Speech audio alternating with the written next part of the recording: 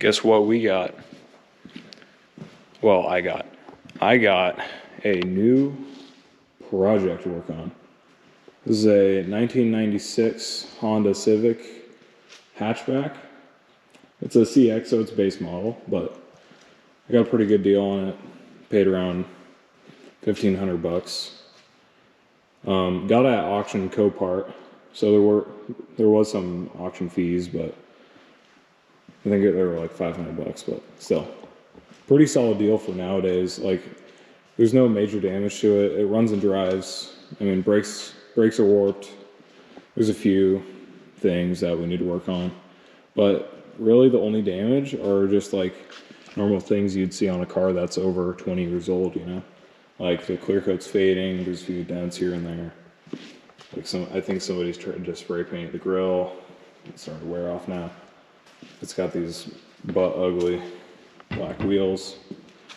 Oh yeah, I figured out there was a screw missing on that. But it's in decent condition, as I said. I'm pretty sure it has some sort of tint and it's starting to peel off. You can kind of see on here. Oh, over here too, it's even worse. But yeah, just a few dents and dings. Might have a paintless dent guy come out and take a look at it or give me an estimate. But so we get to the interior, and this is where it gets kind of weird. Is we got JB welded Amazon steering wheel with some misthreaded bolts on it. I mean, it's on there, but I don't know if I should trust that very much. It's got 210,000 miles. CX, so base model, still has window cranks and all the manual stuff. Looks like someone tried to paint that with some nail polish or something. Got all over the carpet or all over the trim. But it's really clean for how many miles it has on it and how old it is. I've been in here detailing it. I was too excited to record it all because, you know, this is my second car, and I was just really excited to get it clean and up and running again. Anyway, this is some of the cool stuff we found in the back seat. Some plasti dip, stock shift knob. It's all sticky and gross. Some hand grenade valve caps. I'm pretty sure this is the stock hub for the steering wheel. Seats were not torn at all. They had some like cigarette burns or something in them, but like they're beautiful for 210,000 miles.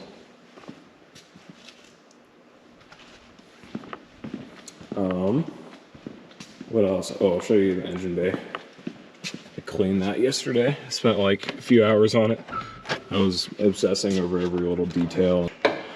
There it is. So it's a D16, I believe. I don't know what sub variant, but I came in here, I cleaned all this. I'm sure I'll include some pictures of the before and after. But came in here, did some light detailing. Just kind of went around and cleaned it. Eventually we're gonna have to do all our services because I don't know how long it's been since they have done those. Do a nice run through of the car, everything. Also clean the hood. I don't really know why I did, but you know, I like having everything nice and clean. Trying to think here, a few things that we need to do. But yeah, this fender's screwed. I don't think we're fixing that without painting it or getting a new one. But tires, probably gonna need them soon. It's not much tread on them, and my dad said they were dry rotted. Oh yeah, right there. There's a good patch. That's probably where it was sitting. From a few things I've seen, I'm pretty sure this car was sitting at one point. Like if we go back here and look at the gas cap, the inside of it, it's really dirty and mossy. Like something was growing in there, you know? And I might be wrong, but it looks like dead moss to me. There's some moss right here. There's some growing in the door right there. Oh yeah, the first thing I did, I hopped in it and I went to put the sunshade down. I was just kind of looking around and it just fell out. Like, I guess there wasn't a screw on there and it was somehow being held. It just popped out. Anyway, I've already been in here cleaning. I should have started recording earlier, but this is one of the trim pieces. It was painted this weird blue. You can kind of see in the crack there. Or over here, this is what it looked like before. This weird nail polish I was talking about earlier. So I just took some acetone and a rag and kind of wiped it all off. Worked pretty well, but we still have some leftover stuff on the dash from when they didn't take it out when they painted it, which is so easy. I don't understand why people don't. Like over here too, this one I already tried to do with acetone and it kind of washed most of it off, but there's still some discoloration. I don't really know what else to talk about for now, but I don't know, future, I might sand off all the clear coat and respray it because the paint's still pretty decent underneath, but this clear coat is peeling. I'm really happy with the condition of the car and how much I paid, but I think I'll leave it stock for a while. I just want to get it running and get it reliable.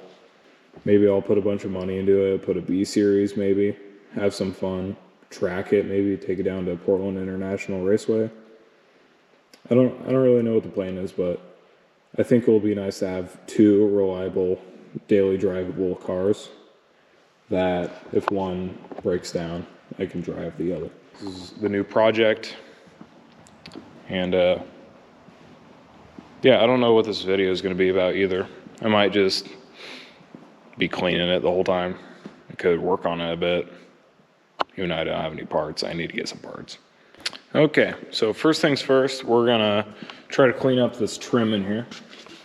Before we clean everything and wipe down all this dust and random junk and free Elijah off of all this trim pieces in here, we're gonna take all the paint off so we can kind of wipe everything down at once instead of doing individual parts and then stopping, whatever else. Anyway. And take this over here. I was using acetone on the other door handles and it worked out pretty good. I don't know if other people are gonna notice, but I can still notice a bluish hue on it. But it's way better than this nail polish looking whatever this is. So I'm gonna continue with that. Let me get you guys set up here. Okay. So, here, back you up. We got our acetone, we got a rag, this microfiber, whatever you got. And I'm just gonna dab a little bit on here. Probably can't see it, but no, I'm gonna grab a pair of gloves. That's probably a good idea. Okay. Got some gloves to protect your hands from the acetone. I don't really know what it will do to you, but I don't want to find out either. So I've got a rag a little wet. We got our part here, and I'm just gonna rub it on there. And it pretty much just comes off instantly. Let me wipe down a bit here.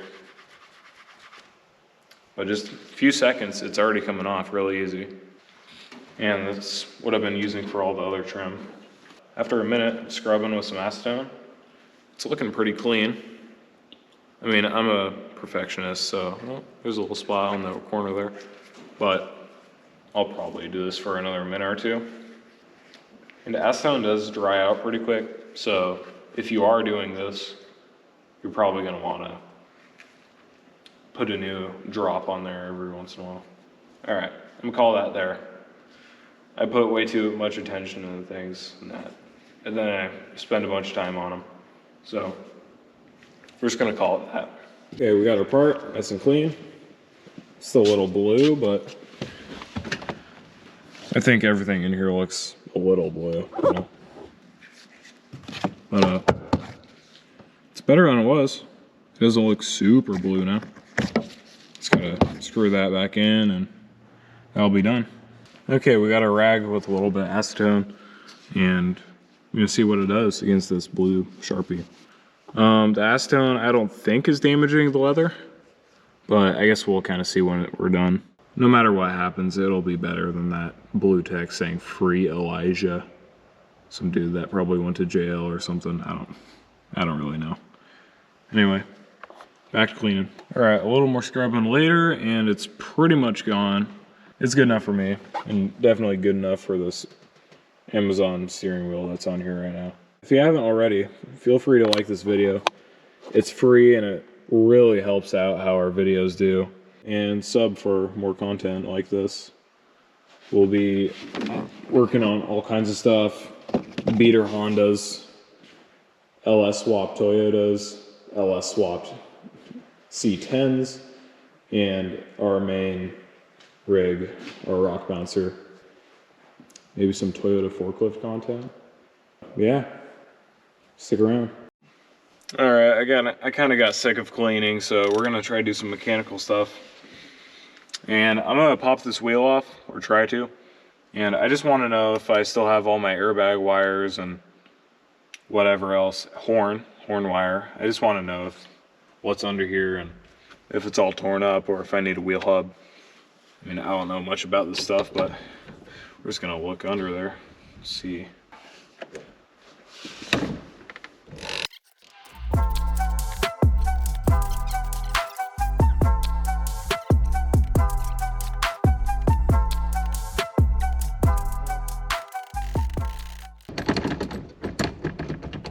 Oh, we got loosage. It's loose. Okay, nut is off, and it's off. Alrighty, continuing on here. I'm gonna dig a little deeper, get behind this plate. I haven't seen any airbag or horn wires yet, so I'm gonna keep going until I see the column, which I guess the column's right here. But I want to see some wires because I kind of want a horn and a airbag, you know.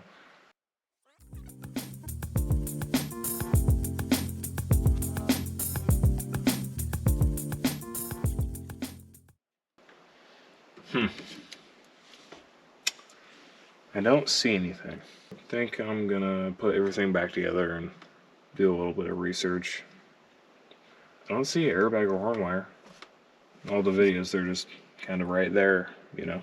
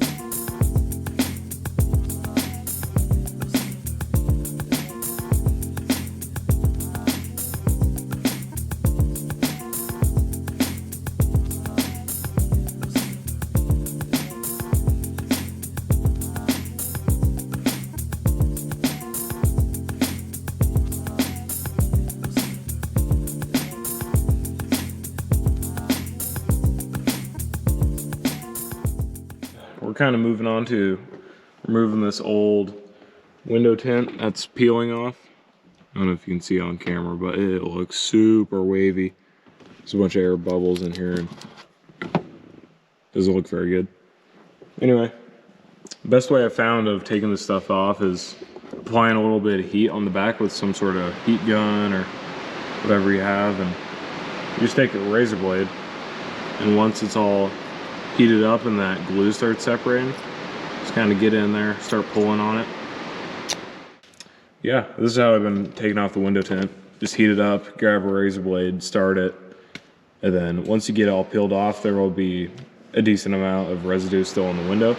And then once you get that, you can kind of just take some simple green or all-purpose cleaner, really any type, Windex, window cleaner, whatever you got, and just kind of take a razor blade and just kind of scratch it all off.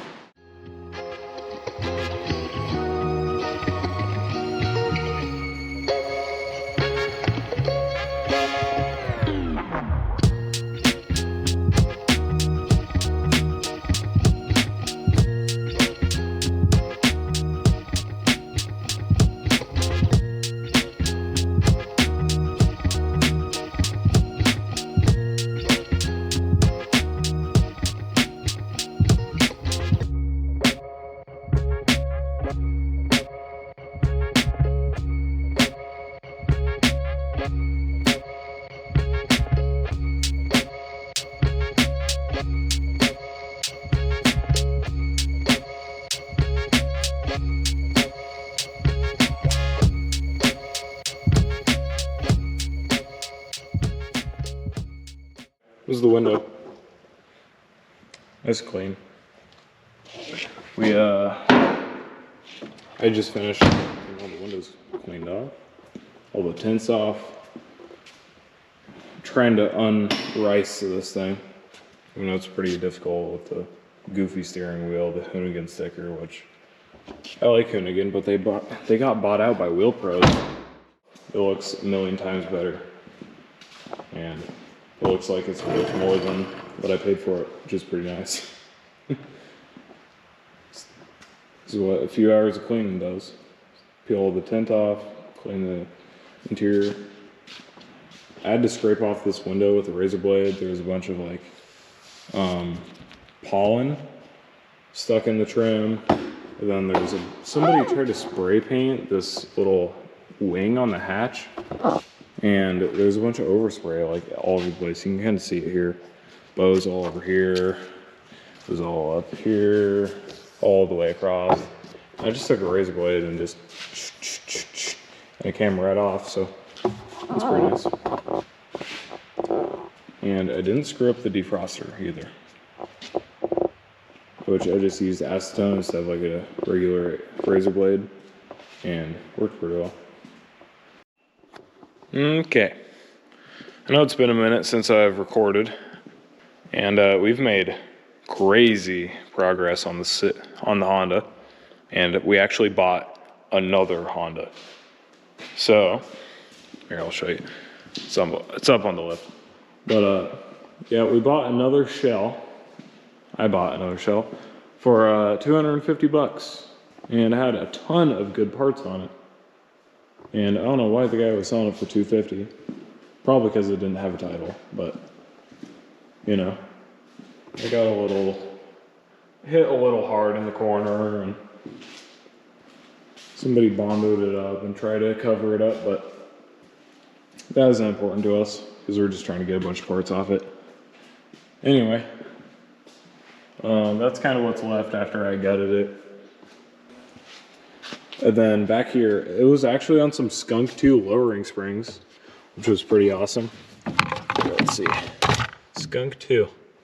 Some of them are kind of getting rusty and nasty, so we're gonna have to probably take those off and show them in the sandblast cabinet and paint them up, get them nice again. But I'm definitely gonna put those on here. Kind of want it.